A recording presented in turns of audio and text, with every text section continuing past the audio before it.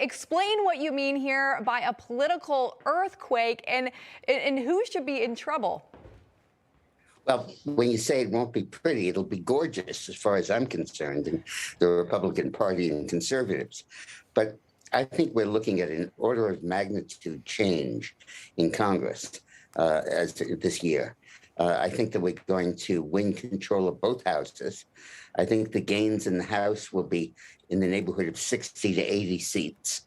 That would make it the most, or second or third most in American history. I think we'll pick up 5 seats in the Senate and control it by 55 to 45. And I think that the year will show Biden's approval rating dropping even to 30% and maybe lower. And the Democrats basically deciding to get rid of him and not run him in 24 and possibly replace him earlier. I think that the country has just completely had it with his policies.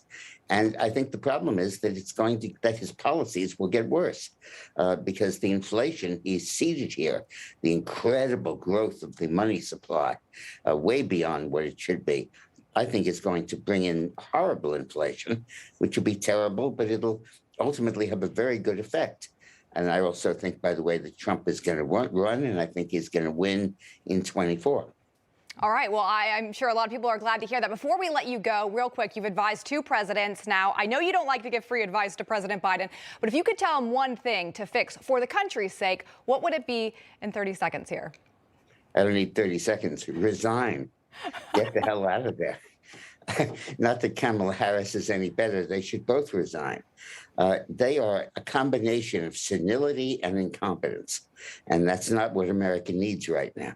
Well, a lot of Americans think that. That's what their poll numbers show. As you show, they're sinking by the day. Dick Morris, good to see you. Thanks for being here.